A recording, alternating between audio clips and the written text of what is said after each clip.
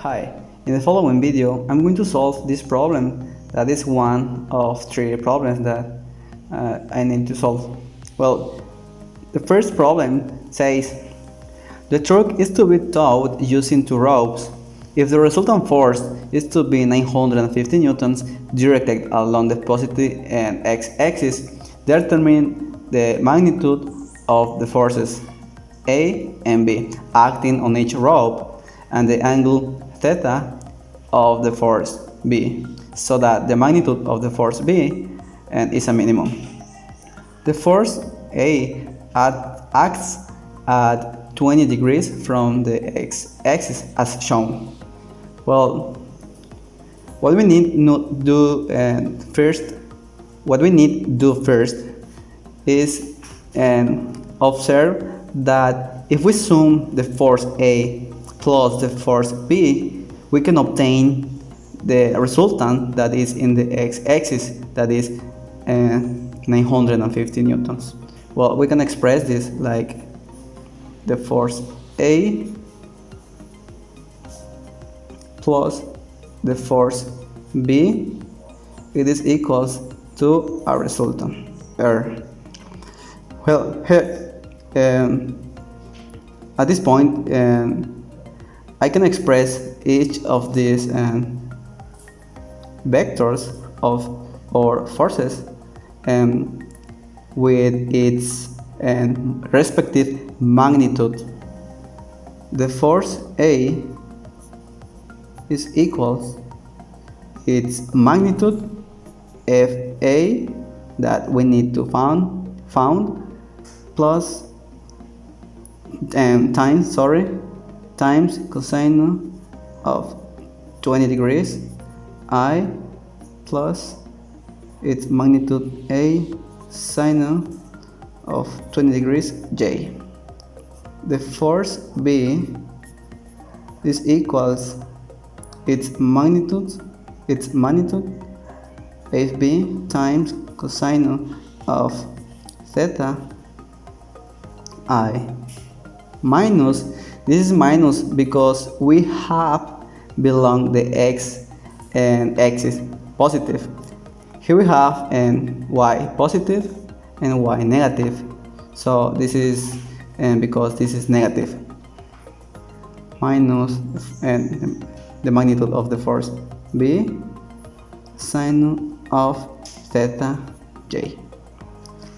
If we sum these forces, I'm going to obtain the resultant that is 950 I plus 0 J, because it is in the x-axis, not in some point of the y-axis, only in the x-axis.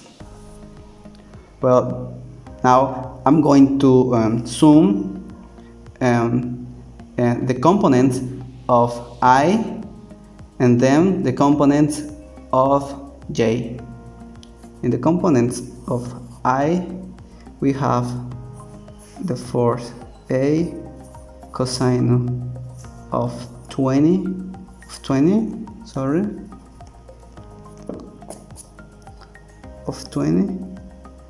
plus the magnitude of the force B cosine of theta. This is equals to 950 newtons, of course. In the components J, we have the force of the magnitude of the force sine of 20 minus the magnitude of the force B times sine of theta, that is equals to 0. Well, in this equation I can solve for this variable, the force A.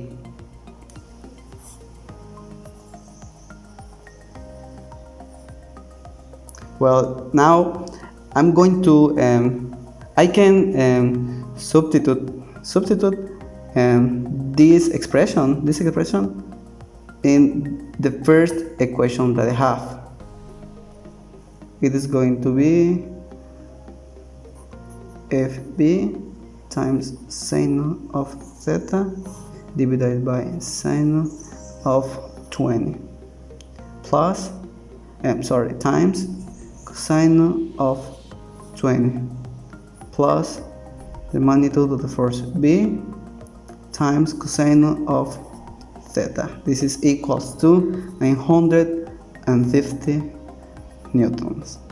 Well, as we can see, we have the magnitude of the force B in both expressions. In this expression and this expression, we can say that this is a factor in both, and we can do a factorization like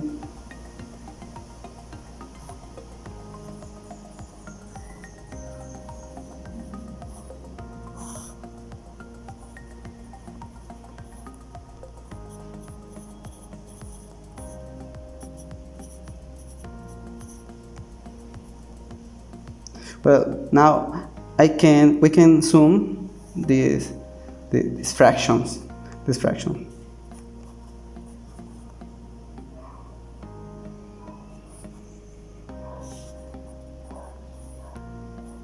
Cosine of 20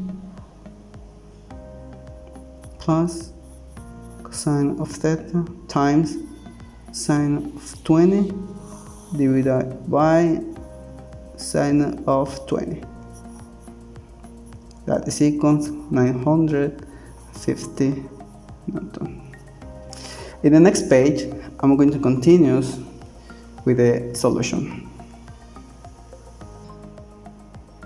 Well, in this side of the page, I'm going to continue with the solution of the problem. Well, as we can see, we already done the sum of the fraction, and now we can solve for the magnitude of the force B.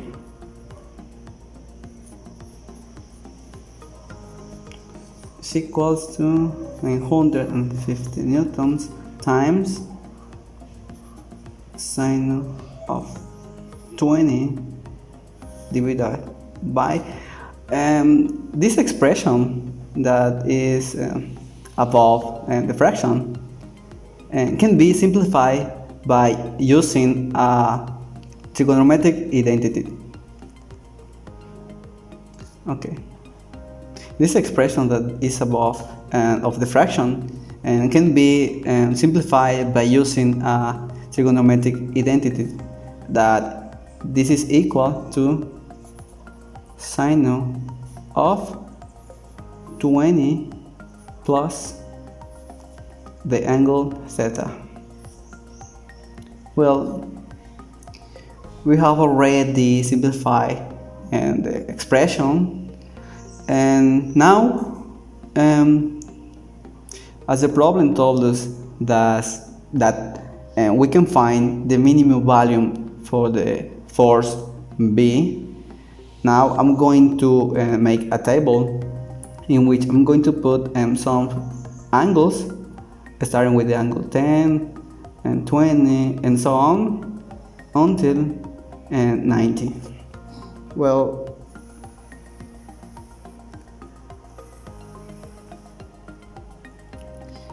if I substitute this angle in this expression, and we're going to obtain one magnitude for the force B. That is 950 times sine of 20 divided by sine of 20 plus the first angle, that is 10.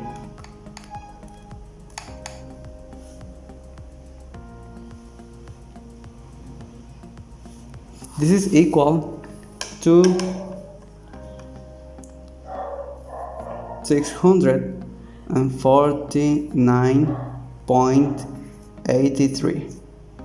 If we substitute the next angle, we will obtain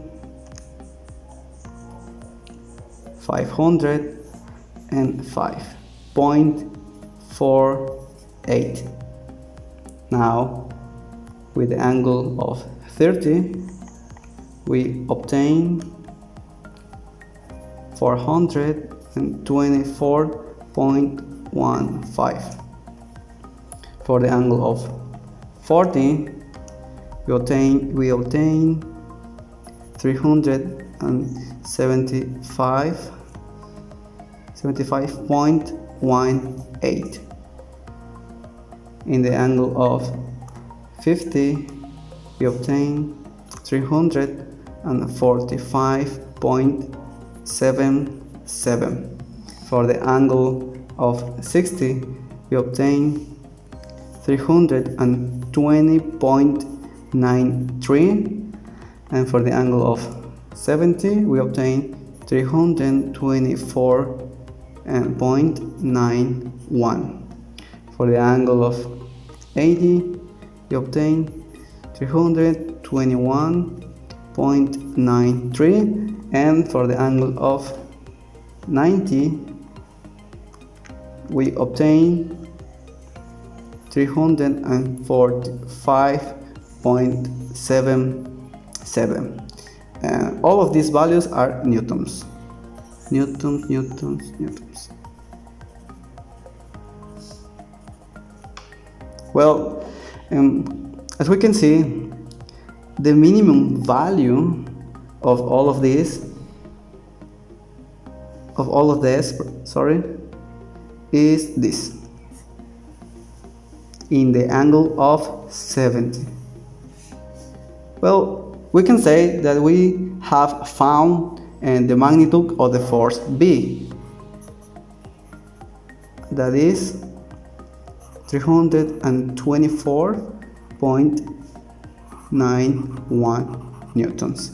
The angle is 70.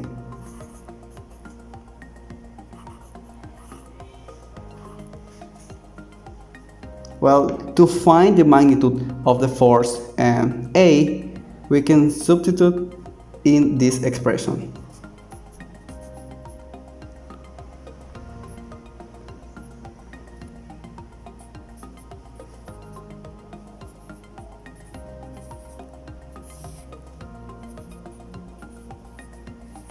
Well, we have already the magnitude of the force B, that is 324.91 times sine of 70 divided by sine of 20. This gives us a force that is 324.91 times sine of 70 divided by sine of 20. This gives us a magnitude of 892.68 newtons. So we can say that we have finished all the exercise, and the forces, the magnitude of the forces A and B are: force A is equal 892.68 newtons. For the force B is equal 324.91 newtons, and the angle is 70 degrees. And that's it.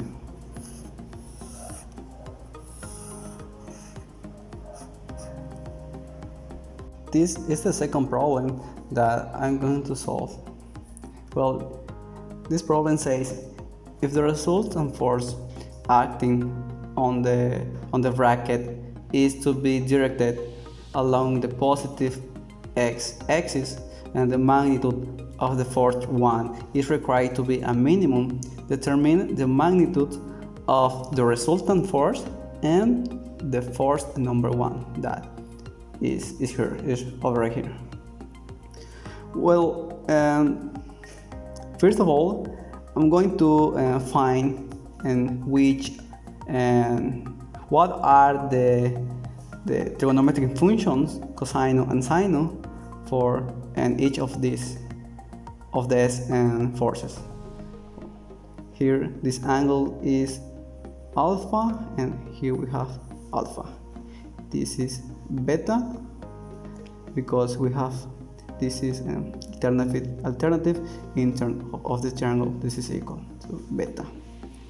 Or cosine in this side, beta is equal to 5 divided by 13, and sine of beta is equal to 12 divided by 13, and cosine of alpha is equal to 4 divided by 5, and sine of alpha is equal to 3 divided by 5. Well, here and we can represent each of these forces in its respective vectorization and expression vectorial expression. Sorry. Well, the vector for the force 3 is 260 cosine, but its cosine is 5 divided by 13, but since it is directed in the negative x-axis, and it is going to be negative, and in the same way, like how we can say that it's going to be in the negative side of the y-x, and we can say that this is negative as well. Well, this is I minus 360 sine, that is 12 divided by 13 j, and the force number 2 is equal to its magnitude, that is 300, its cosine, that is 4 over 5, I minus, because it is going to be directed in negative and in y-axis, minus 300 sine, that is 3 and divided by 5 j. Well, and I can represent in its entry magnitudes, that is F3, that is minus 260 times 5 divided by 13, that is minus 100 j, minus 12 divided by 13, that is minus 240 j, and the force number 2 is equal to 300 and times 4 divided by 5, that is 240 I, minus 300 times 3 divided by 5, that is minus 180. If we sum this forces, we get, for example, force number 4, that is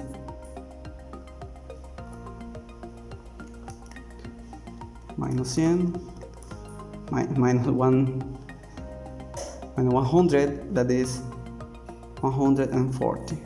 Why?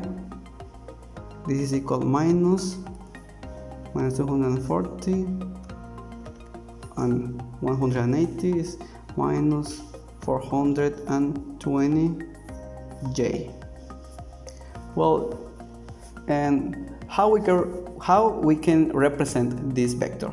Well, since we already sum these vectors, we can represent these new forces like this. Force 1. Here we have the resultant.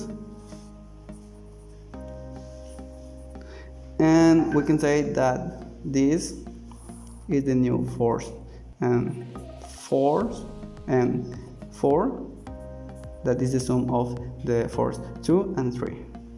Well, since we can obtain the minimum value for the force 1, we can transpose this force right over here where the force and 4 ends. But we can say we can get a minimum value. So this vector or this force can move in other positions to obtain the minimum value.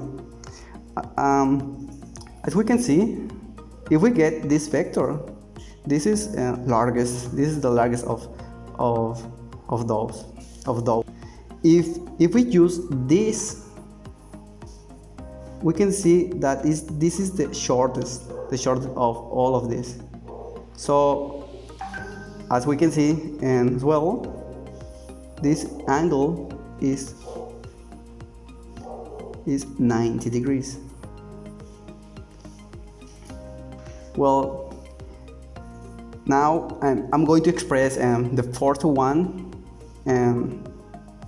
with this degree and in this direction.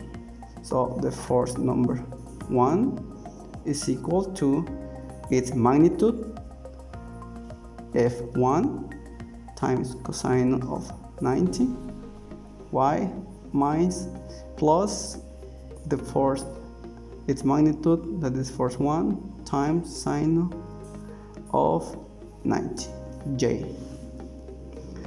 and the force number 4 is equal to 140 minus 420j. If we sum this, we can get the result, that is the resultant, that is R, that it is going to be only in the direction of the positive x and axis, that is its magnitude. This is a vector, this is magnitude, and I plus 0 in j, because it doesn't have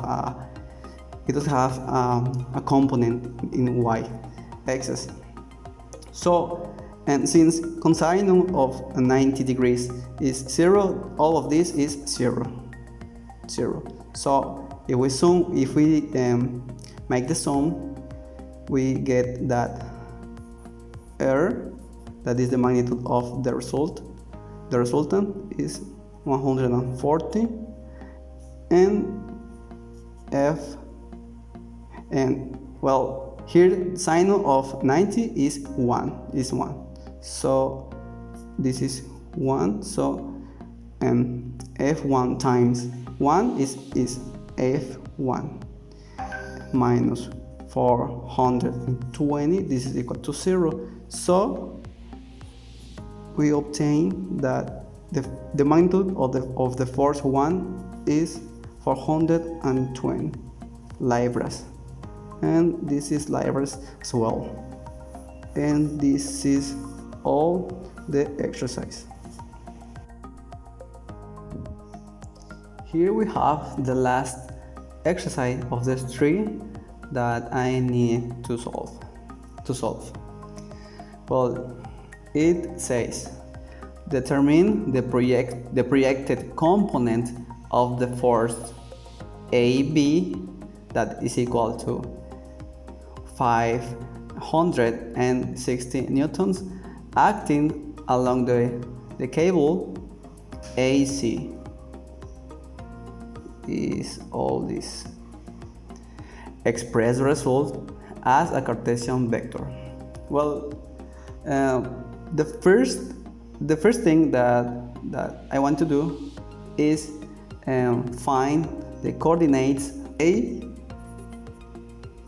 B, and C. A is in the coordinates 0, 0 in X, 3 in Y, and 0 in Z. B is, this is an positive X axis, and this is negative X axis. So B is minus 1.5 in X and 0 in Y, comma, and 1 in Z. The letter C, or the point C, is in the coordinates 1.5 in X, 0 and Y, and 3 in Z. 3 it was 1. I'm going to erase 1.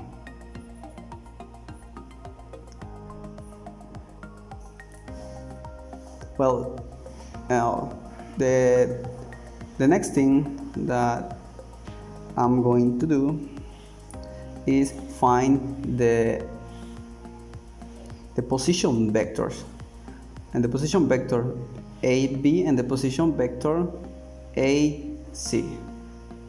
This is point C. The position vector I usually I represent it and as a R. So to find the position vector of A to B is R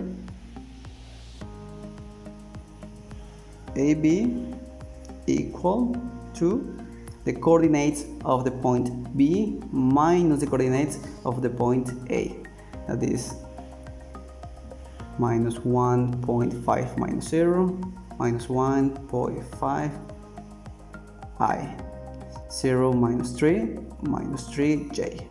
1 minus 0 is plus 1 key.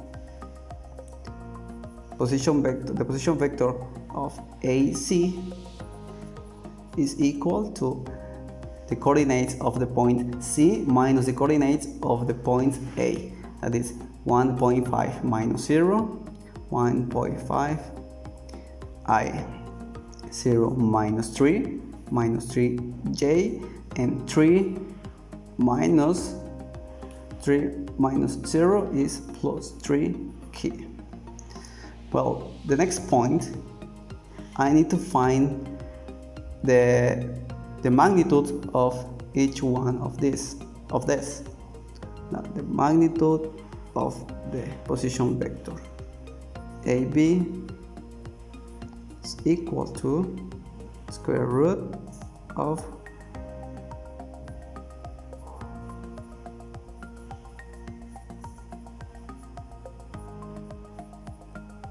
that is equal to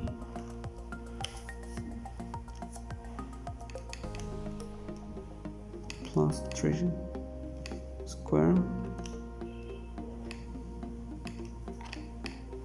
root 3.5 in the magnitude of the position vector AC is equal square root of 1.5 .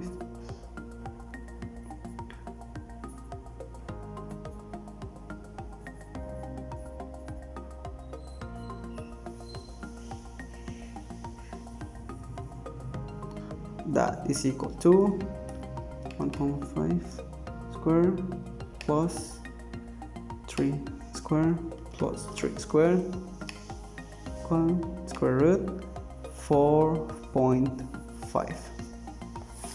So with these magnitudes, I can find the unit vectors for each one of these position vectors.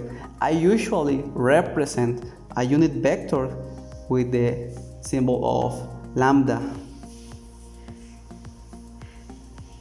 Well, lambda.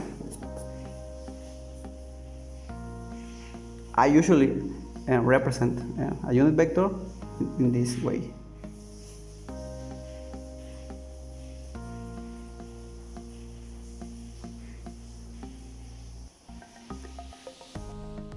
The projection vector of the force vector of this force vector is right over here in this direction. Well, I usually represent the projection vector in the letter P. To get this projection vector, I need to do two operations.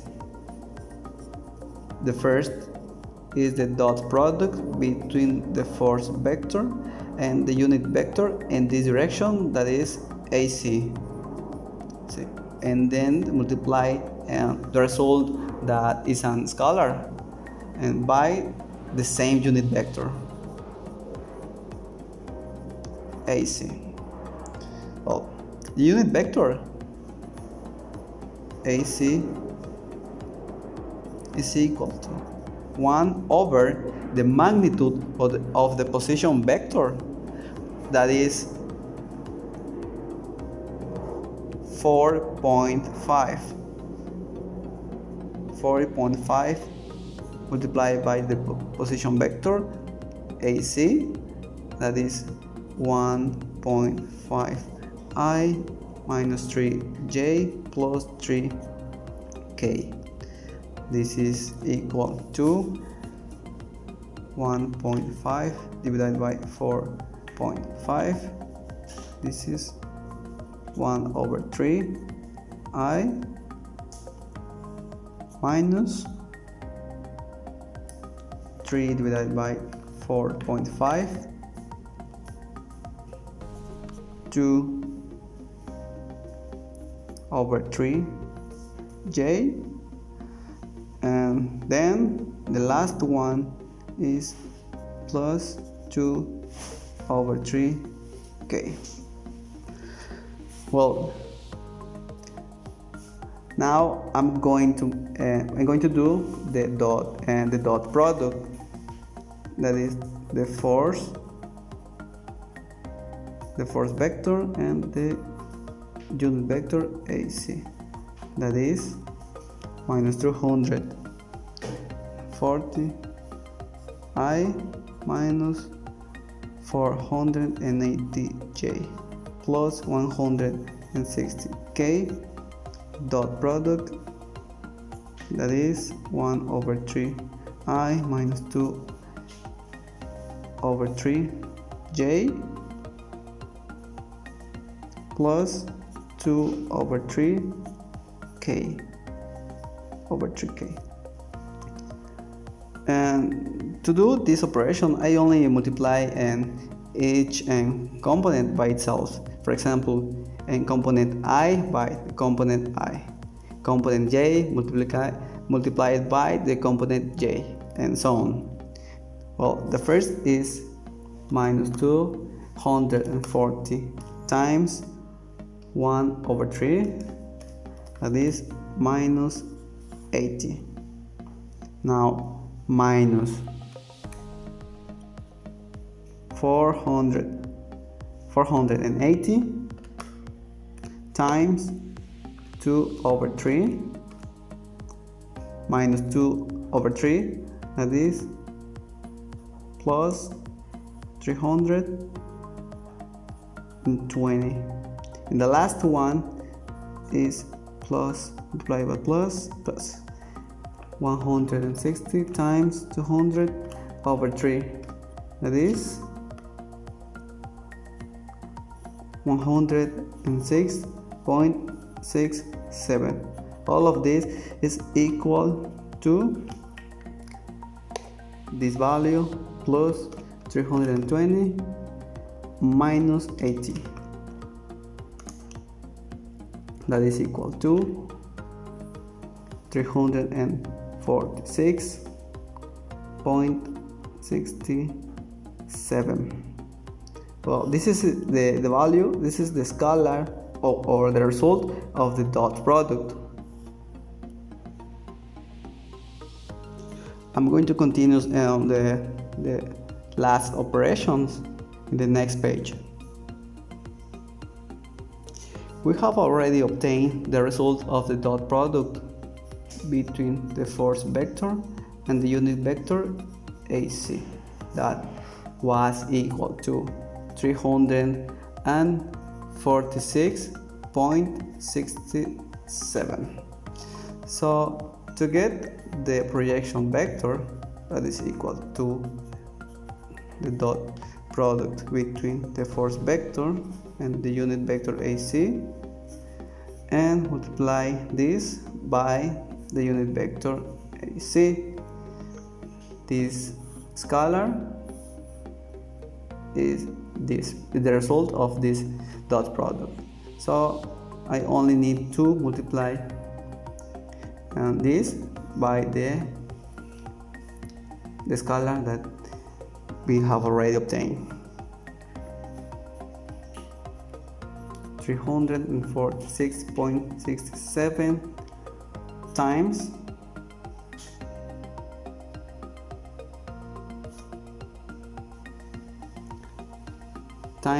1 over 3 I minus 2 over 3 J plus 2 over 3 K. Well, if I multiply each one of these components by this scalar, I'm going to obtain the Cartesian vector. The first one is 346.67 times 1 over 3 is equal 115.55 I minus